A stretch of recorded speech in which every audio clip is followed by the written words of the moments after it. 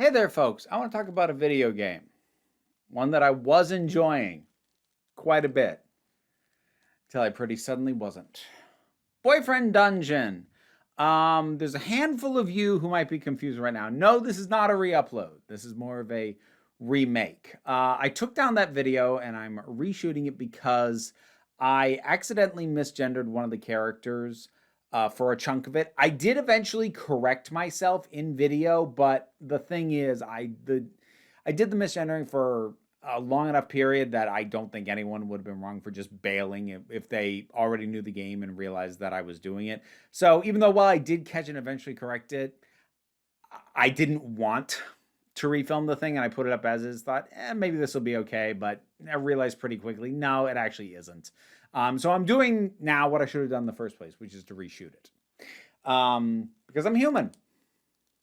And the least I can do is go, yeah, nope, that was a mistake. Let's try again.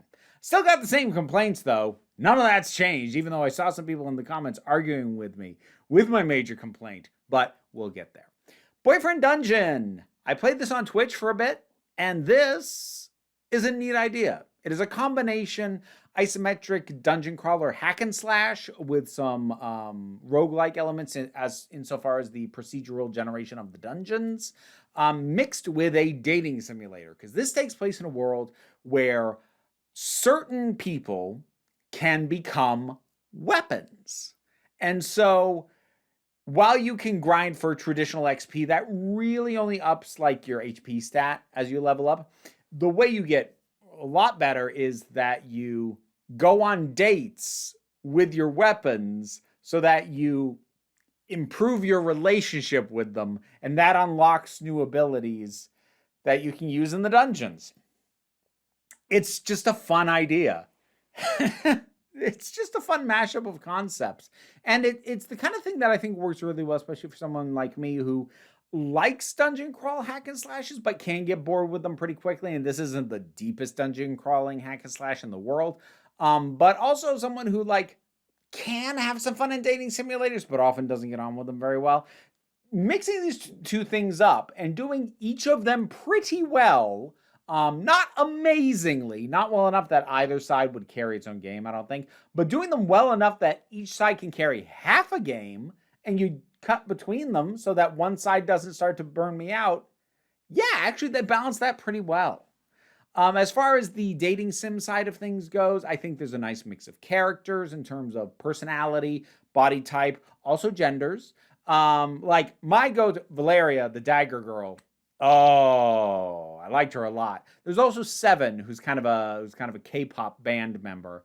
He's basically a lightsaber. I liked him as well. I liked Jonah, who was an axe, though I didn't get along with him too well mechanically, even though I liked the character.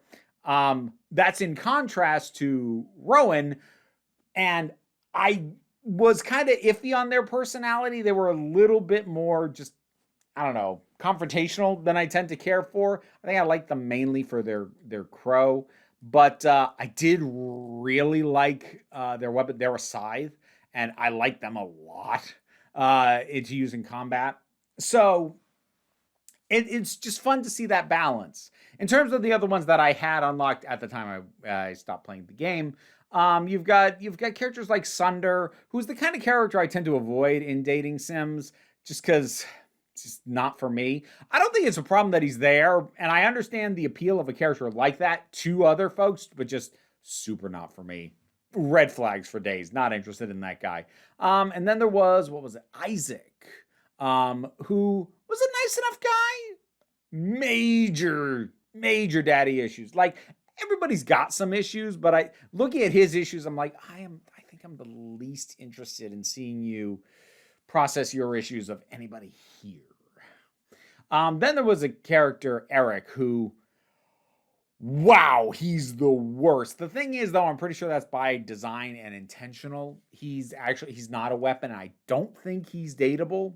I'm feel pretty confident in saying they're probably building him up to be an enemy, if not the final boss of the thing. So while he skeeved me out, he should have, for the kind of character that he was. So that's working well enough. I'm not going to say it was devoid of an issue that I often have with dating simulators, but it happen pretty rarely. So I am going to cite a specific instance of it happening, just to kind of point out that it only happened the once during the time that I played it, which is that the major issue I tend to have with dating sims is feeling railroaded. Usually because the writers make assumptions about what I will and won't want and to what degree I will or won't want to interact with characters, and then remove options that I would like to have. Like, this was a real big problem in some earlier dating sims I played. So to exemplify the kind of thing I'm talking about, there's a point Sunder, the guy who, like, I get why people like him, but not for me. He asks me to his club, which he owns. And the two options I was given was either, okay, I'll see you there, or okay, but we're not dancing. What I wanted was an option just to say no. They didn't give me the option to turn down, which means they're railroading me into interactions with him and not giving me the option to just say, dude, no. Now, like, I suppose you could argue I didn't have to open the message from him in the first place, the text message and then reply, which is what I was doing with Eric. But I don't know. That's the kind of railroading that can bug me. But again, it really only happened the once, again, in as far as I got into the game. I did complete the first dungeon, which meant that I got a new weapon when I completed that dungeon. That weapon was Sawyer. And Sawyer is the reason I stopped playing. So let me set a couple things out here. The first is, I don't remember the ages of characters being set explicitly, actually for any of them at any point. But let me say right now, I don't care what their canonical ages are, even if they are said in the game. And again, I'm pretty sure they're not, but even if they are, I don't care. The coding of the characters is that all the characters I've been interacting with up to that point, including my own player character, were coded in a way that read, you know what, I'm not even going to go with ages. They read as out of college, either building a life or have been living an adult life for a period of time. So in the case of my character, coming to a new city and, finding work in clearing out dungeons full of monsters. With Valeria, the dagger lady, who I really liked, she's like traveled the world and done art in all these other places. Like, that's something that you kind of need to be a little bit of an adult to do. You have Sunder, who I mentioned owns a club. You have to be an adult to have the means to do that. So while none of these people are like 30s, 40s, proper adult, middle-aged or later coded, proper adult's the wrong phrase, but you know what I mean. They're not coded that great. Everyone is reading as an adult, on the younger side of the adult spectrum, but as an adult. People building their own lives for themselves with means that they themselves have. Sawyer shows up. Whoa. You seem on the young side. Hey, whoa, careful. Hi, I'm Sawyer. You sound on the young side too. Like, I have a problem bonding with you. Don't be a dating option though. Not like proper romantic. In a school outfit, and the first thing they say is they need to call their mom and they're gonna miss history class. I guess I should go to the hospital and call my mom. Or my blacksmith. But all that has to wait because I'm late to history class. Ugh. Alright, so you are definitively a kid. Like, whoop. Tardy! My professor's gonna dock me points for sure. Game, be real careful what you do with this character. They are coded as a child. I don't care what the actual official canonical age of the character is. The coding is child. The voice, and I don't just mean like pitch and timbre, because they're kind of going for a young androgynous thing with the voice, but no, just the rhythm and the cadence of speaking and the way that the dialogue is written for this character reads as child, high schooler at most. And I understand that they say professor. So even though they break up their history class, the same professor like, okay, so they're in college. I don't care. They're living at home. They're still in school. Unlike everyone else in this story who is living an adult existence. The coding makes Sawyer stand out as feeling significantly younger, and everything about the visual presentation, right down to how short they are, reads as child, and it made me deeply uncomfortable, and I felt gross.